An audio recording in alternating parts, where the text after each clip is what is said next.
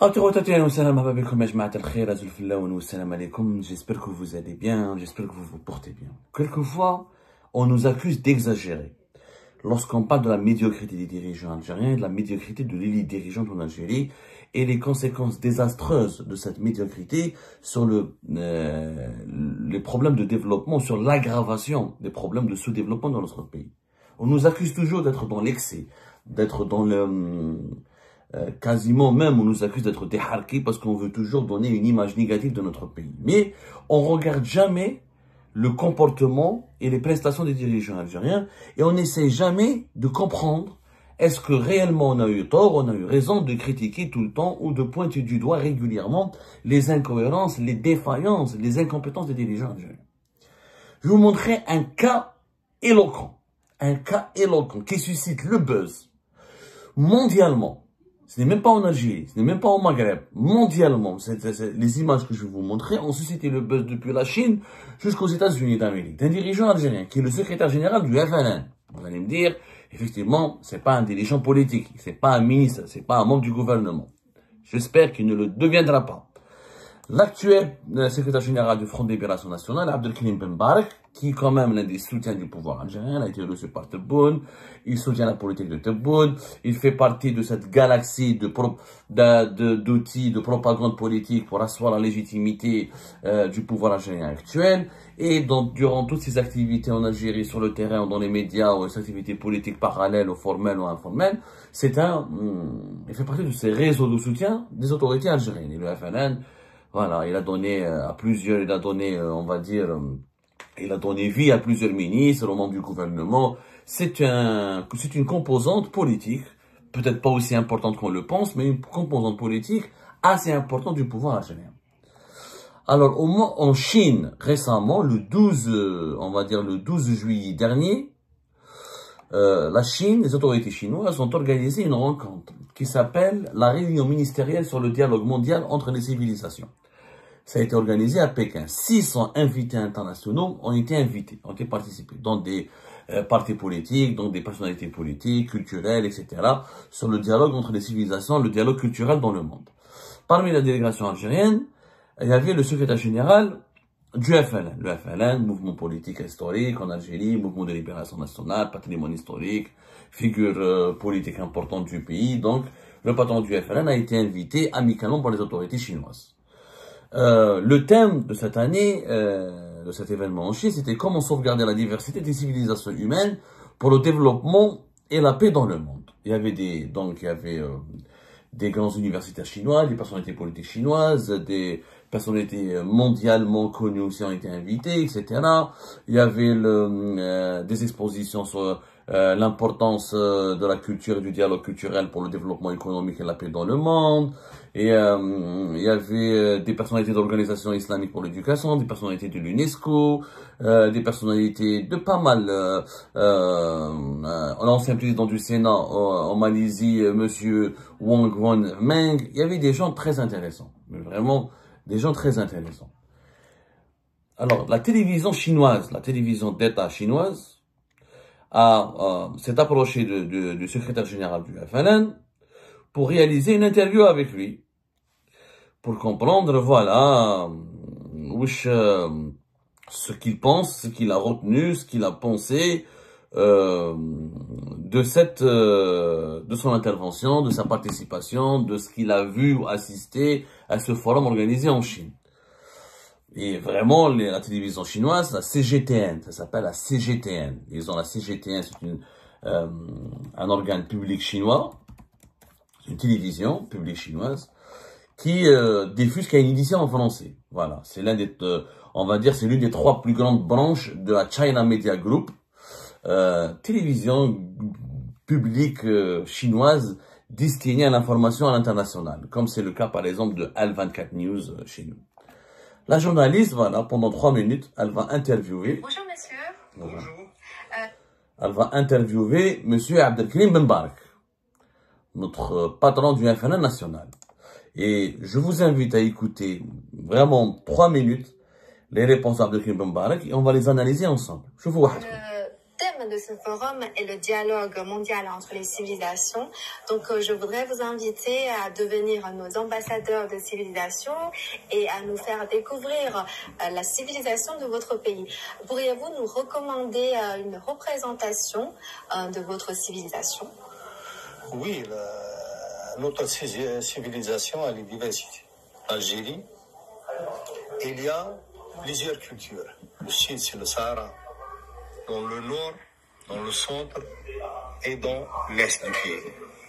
La civilisation donne l'identité de ce peuple, de toutes les civilisations dans le monde, se rencontrent dans un point qui est la paix, la sérénité, le dialogue constructif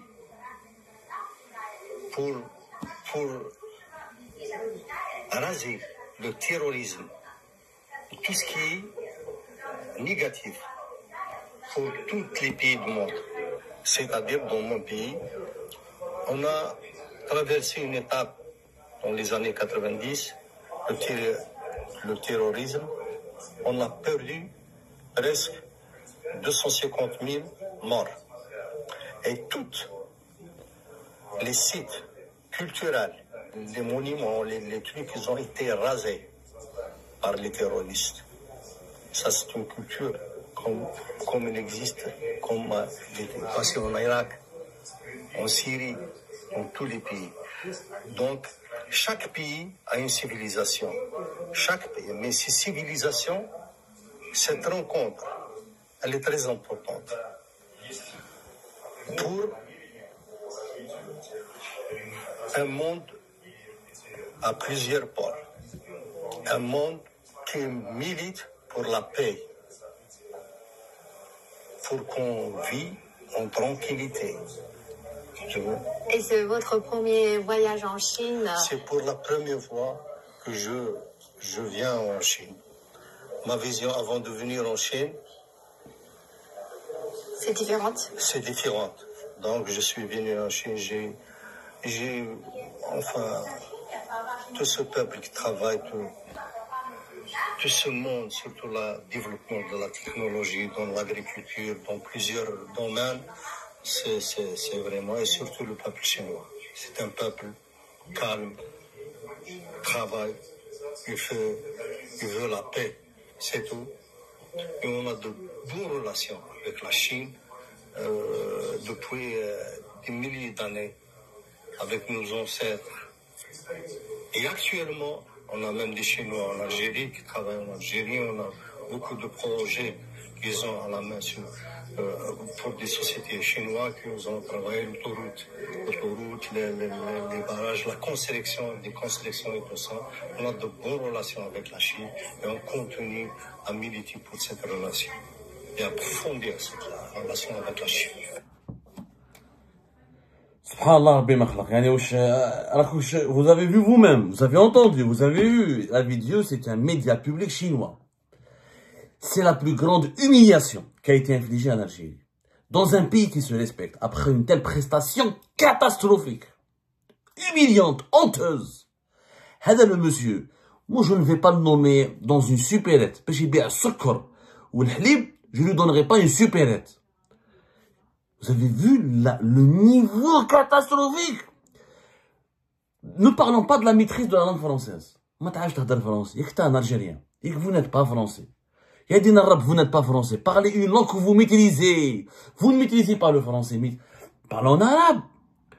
Les Chinois, ils ont des journalistes, des interprètes en arabe. Apprends l'anglais.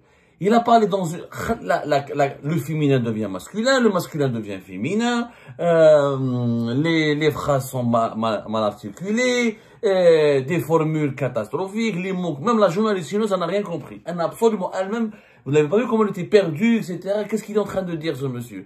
Un peuple travaille, société chinoise, peuple veut la paix, peuple, on dirait Mowgli, on dirait Tarzan. Tarzan qui parle une langue qu'il ne maîtrise pas. Première catastrophe. Deuxième catastrophe. Les affirmations mensongères, approximatives, le discours intellectuellement vide. Il n'a rien, aucun argument, ce monsieur. Il dit, je vais faire un yaqsam.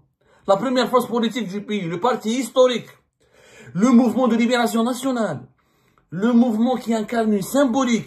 Le FLN fait partie de l'identité, de l'histoire du pays, fait partie du patrimoine national du pays. Regardez ce monsieur comment il parle. Les Chinois nous avons des relations depuis des milliers d'années. Depuis quand on a des milliers d'années? L'Algérie existe depuis des milliers d'années. Il y avait les Romains, il y avait les Phéniciens, il y avait les Visigoths, ils connaissaient pas les Chinois. C'est quoi ces conneries, depuis des milliers d'années? Le Maghreb et la Chine ne se connaissent pas depuis des milliers d'années. D'abord, c'est fou. Deuxièmement, les entreprises, il a dit que nous avons, durant le terrorisme, 250 000 morts. Ok, ça c'est pas grave, 200 000, 250 000, 300 000, c'est pas ce plus grave. Il a prétendu que les mouvements armés terroristes ont détruit tous les mouvements culturels, tous les sites culturels, comme en Syrie, comme en Irak. C'est pas faux. En Irak, en Syrie, Daesh, ils ont fait exploser des statues, etc.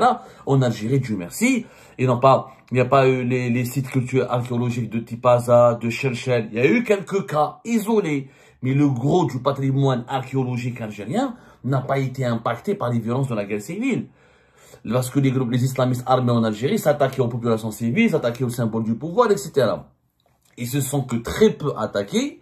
Il y a eu des cas que nous pouvons recenser, identifier. Mais il n'y a pas eu une destruction massive des sites archéologiques et culturels algériens comme en Syrie, en Irak, avec Daesh entre 2013, 2014 jusqu'à 2017, 2018. C'est complètement faux. C'est complètement faux. Et puis il n'y a pas d'argument. Ah, j'ai vu la Chine, c'est un peuple qui veut la paix, peuple travaille. Image différente, tu avais, c'est des kahweji. Je suis désolé, avec tout le respect que j'ai pour les garçons de café, etc. Mais ça, il n'a aucun niveau, ce gars. Il n'a absolument aucun niveau. Cette vidéo, elle a circulé. Alors, la presse marocaine, les Marocains, un cadeau du ciel. Ils se sont régalés pour se foutre de la gueule de notre pays, de l'Algérie, des autorités algériennes et des dirigeants algériens et de l'Algérie tout court.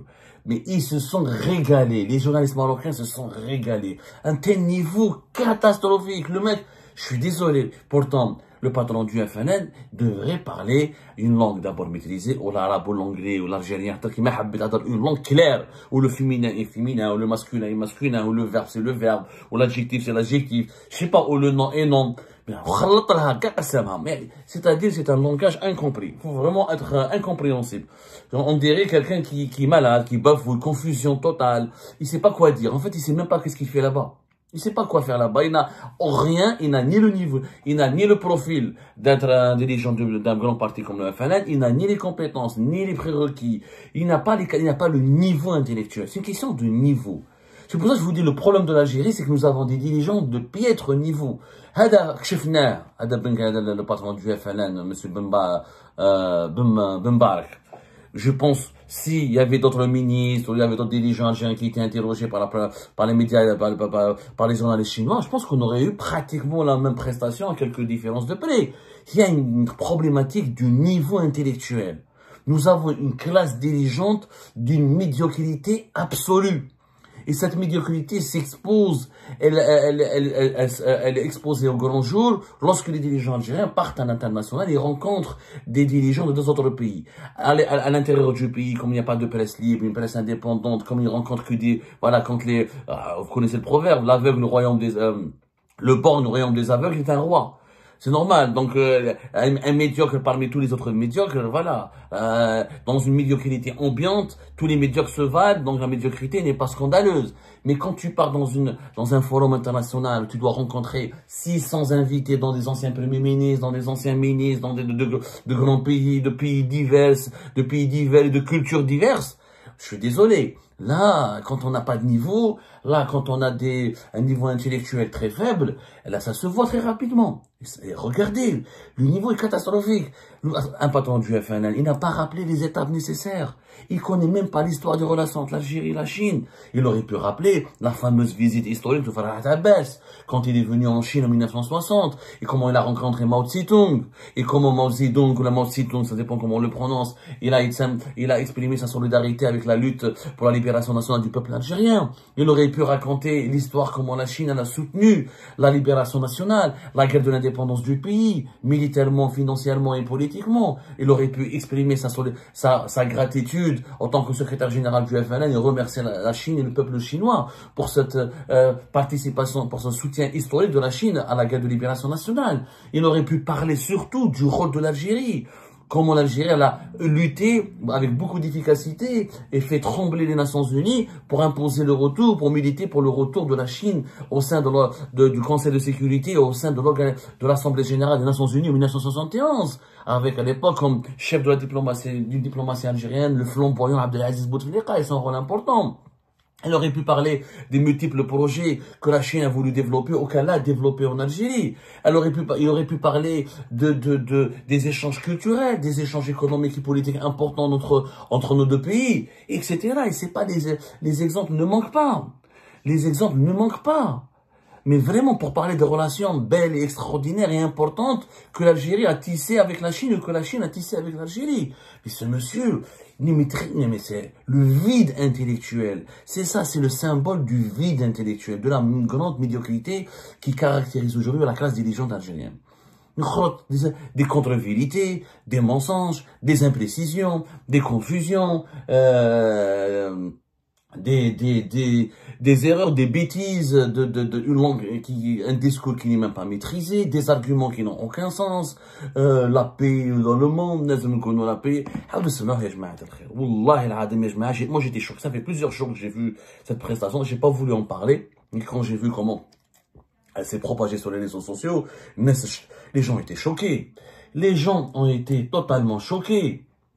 Non, mais les gens ont été complètement choqués. Les gens ont été dans un état de choc.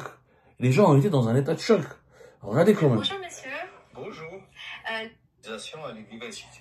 Algérie, il y a plusieurs cultures. Le sud, c'est le Sahara. Dans le nord, dans le centre et dans l'est du pays. La civilisation donne l'identité de ce peuple. De toutes les civilisations dans le monde se rencontrent dans un point qui est la paix, la sérénité, le dialogue constructif pour raser le terrorisme, tout ce qui est négatif pour tous les pays du monde. C'est-à-dire dans mon pays. Subhanallah, tous les pays du monde. Raser, terrorisme, la paix. Mais qu'est-ce? Il ne s'est pas aligné des mots dans une phrase. Il n'y a aucune logique, il n'y a aucune cohérence dans son discours. La journaliste lui pose des questions sur ce forum, sur le dialogue des civilisations. Il ne sait même pas définir ce que c'est qu'une civilisation. Il donne des généralités banales, d'une grande banalité. Il dit que l'Algérie a un sud, il y a le Sahara, ça on le sait, je pense que les Chinois le savent aussi. Il met pas en valeur le patrimoine algérien, il raconte pas des anecdotes historiques, il donne pas, il n'a aucun niveau.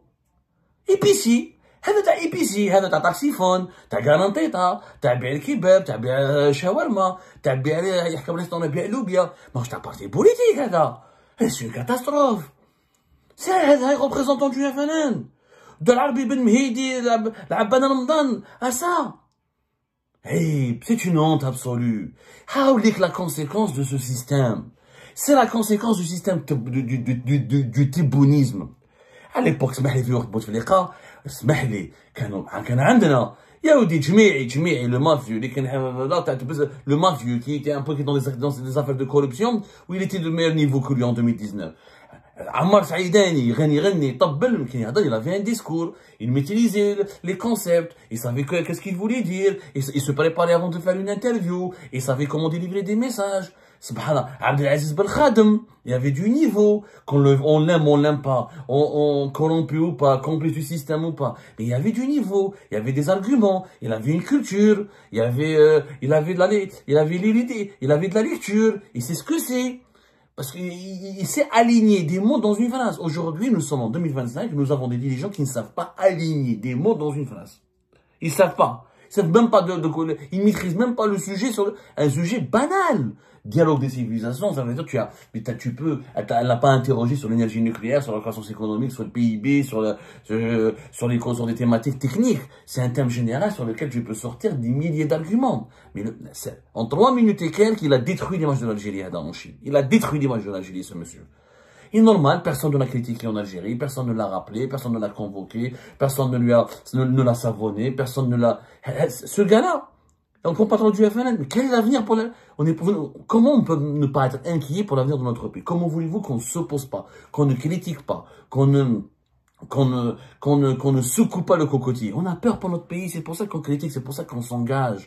Parce que la médiocrité, elle génère tous les autres problèmes de ce développement. La corruption, les détournements, les abus de pouvoir. Quand un ignorant est au pouvoir, quand la médiocrité, quand les médiocres arrivent au pouvoir, c'est la porte ouverte à toutes les dérives, à tous les dérapages. C'est vraiment le pays en danger, vous devez le comprendre.